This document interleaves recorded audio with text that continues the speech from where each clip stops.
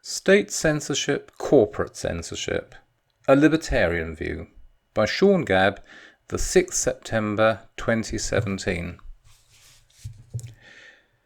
Every age we have so far known has been one of censorship. This is not to say that opinion has been equally constrained in all times and places. Sometimes, as in the Soviet Union, it has been oppressive and omnipresent, even extending to an imposition of orthodoxy in the natural sciences. More often, it has been focused on perceived criticisms of the established political and religious order. Sometimes, dissent has been permitted among the intellectual classes, especially when expressed in a language unknown to the people at large, and only punished when communicated to the people at large. Sometimes, a diversity of political orders has limited any particular censorship to an area of just a few square hundreds of miles. Sometimes it has been limited by a general belief in the right of free expression. But I can think of no time or place where publication has been absolutely unconstrained. If I look at modern England, I cannot say that censorship is as oppressive and omnipresent as it was in the Soviet Union.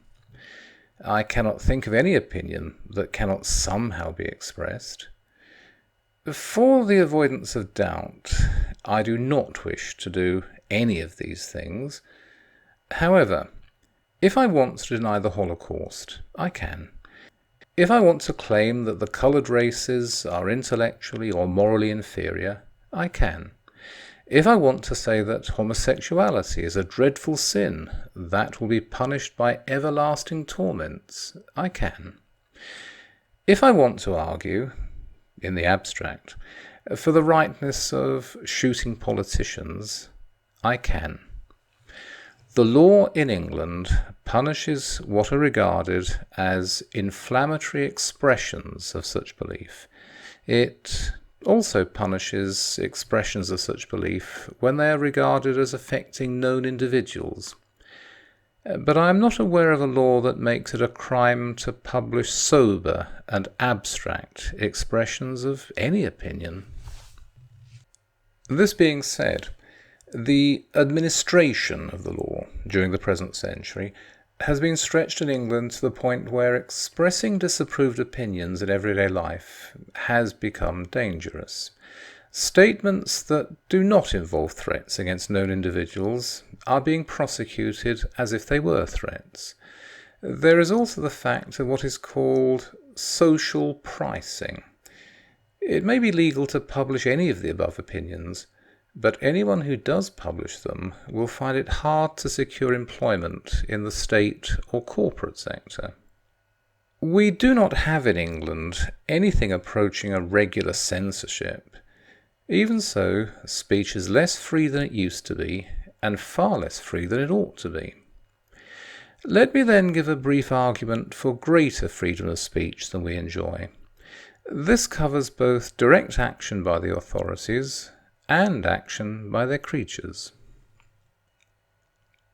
I am a libertarian. I believe that people should, at the minimum, be free to say whatever they please about alleged matters of public fact. Public fact regarding political, religious, scientific, or historical matters. I am sceptical about the justice of the laws covering libel and confidentiality and copyright and official secrecy, but so long as these are confined to achieving their traditionally stated ends, I will for present purposes leave them to one side. I will also leave aside pornography made by and for consenting adults, though its publication is still to be defended on the grounds of what John Stuart Mill called experiments of living. Visual pornography is not, by any reasonable definition, speech about alleged matters of public fact.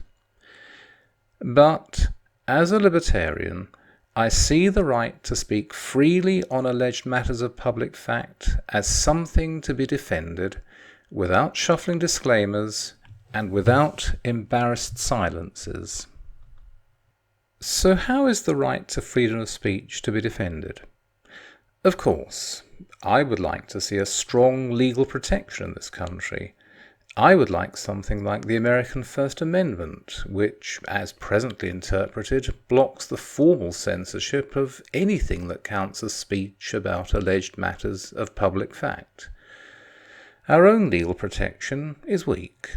The European Convention, as incorporated into the Human Rights Act, is better than nothing. But it did nothing to stop Anjem Choudhury from being sent to prison for speaking his mind. It will probably do nothing to prevent the conviction of 4 men who have just been arrested for approving of political murder. But a British version of the American First Amendment would still not be enough. It would ensure that no one was formally punished by loss of liberty or property for speaking his mind. It would not prevent 2 supplemental kinds of censorship. The first of these is when prosecutions are begun with no hope of a conviction or with little intention of giving a man his day in court. Alan Clifford, one of my internet friends, is a dissenting minister of religion in Norwich. A few years ago, he was visited by the police after he had given out leaflets at a homosexual parade. He was threatened with prosecution for a public order offence and urged to accept a caution, that is, to agree he had committed an offence in return for no formal proceedings. This would have given him a police record. He was pressed hard, but he refused. Eventually, the matter was dropped. There are other instances, though, where a case is taken almost to court before being dropped. It is dropped because no judge or jury would convict. Here, the process is the punishment. A man's life is turned upside down for 9 months or a year or longer. He is forced to spend money on lawyers. Even if the case is then dropped, the fact that charges have been laid will be permanently advertised by the Disclosure and Barring Service, which must clear anyone before he can be employed to work with children or anyone else deemed vulnerable by the authorities. It is reasonably hard in this country for the authorities to punish a man for his opinions by fining him or sending him to prison. It is very easy to punish him with professional or financial ruin. The second of these supplemental censorships is corporate. Because they took place in a foreign country, and because I paid limited attention to the news reports, I will make no comment on the events at Charlottesville last month. Since then, however, various persons and organisations on the alt-right have been punished not by the American state, but by the American corporate sector. VDare has had its PayPal account cancelled. The Institute of Historical Review has had its online payment account cancelled. I believe Countercurrents has had problems with its web hosting company. The Daily Stormer has not only had its web hosting agreement cancelled, it has also been deprived of its web address. Facebook and Twitter are closing accounts. Google is fixing its algorithm to make it harder to find alt-right opinions. Photographs were taken of the alt-right protesters at Charlottesville. These have been circulated, and I am told that several men have been sacked from their jobs. Americans have the legal right to speak as they please, but the social price of speech can be almost as damaging as formal proceedings. Indeed, it can be more damaging. Formal proceedings require a show of due process. Following vague terms of service rules, Internet agreements can be voided without delay and without redress. It is the same with contracts of employment. This is a variety of censorship. Now, many libertarians have a problem with accepting this last statement. We can all agree that the Public Order Act is a bad law and that it should be at least amended. We can also agree that the authorities should be barred from laying charges that have no reasonable prospect of standing up in court. But making Facebook and Twitter and PayPal and Internet service providers to do business with customers regardless of their political views, protecting dissidents from losing their jobs in the private sector, that is an interference with freedom of trade and freedom of association. It is socialism. The answer to this objection is that these organizations are not real people. The non-aggression principle should not apply to them. They are limited liability corporations. They have been granted legal personality by the state.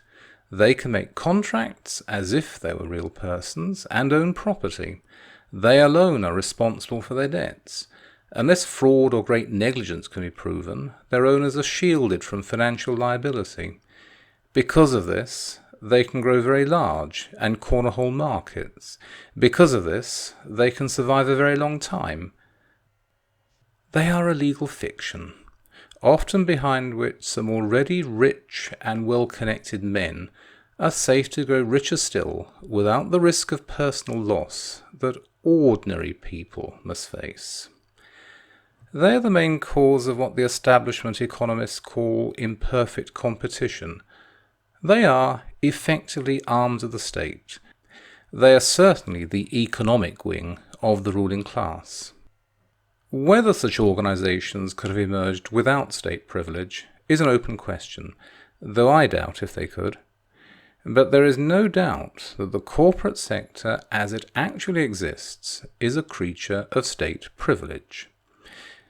In many cases, there is a continual movement back and forth between the management in the state and corporate sectors. Most regulatory laws either are made openly for the benefit of corporate interests or are insensibly adapted for the benefit of corporate interests. These, by the way, are additional points. My main point is that the corporate sector in any country is a creature of the state by virtue of limited liability. I say then that until such time as we can move to a more natural order without limited liability, the corporate sector should be required to respect freedom of speech for its customers and its employees in exactly the same way as the state sector ought to. They are, as George Galloway once put it in another context, two cheeks of the same arse. Why should a man be bound by tight rules of action, but not his creatures? To answer this, other than as I do, is to sit back while the state outsources its censorship to those it has helped bring into being and who are now doing it a favour.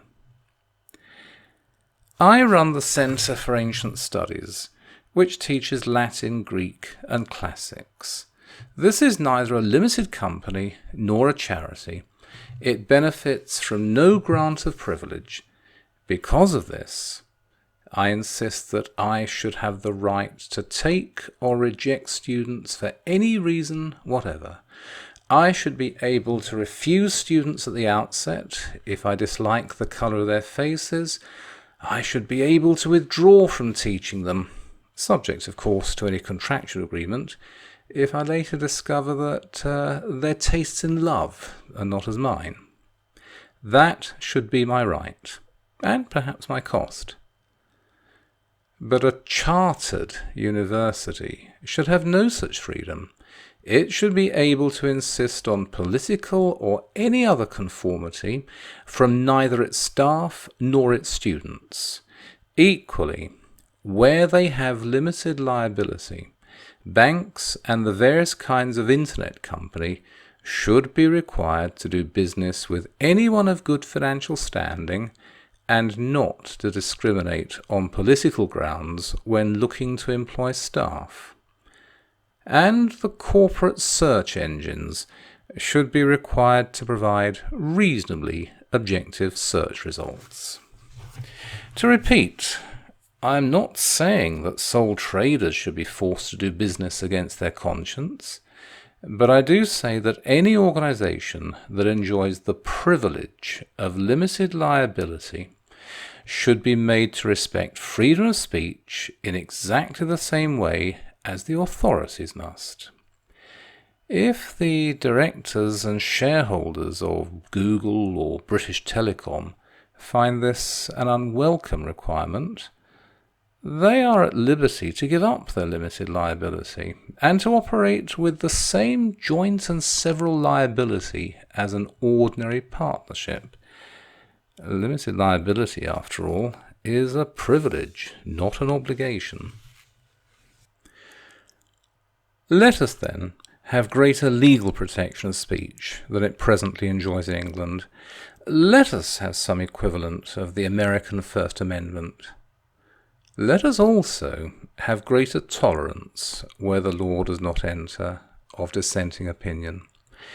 If someone wants to argue, in the abstract, for the achievement by violence of an Islamic caliphate, let him do so, without being sent to prison, or losing his job, or having his website or access to social media cut off.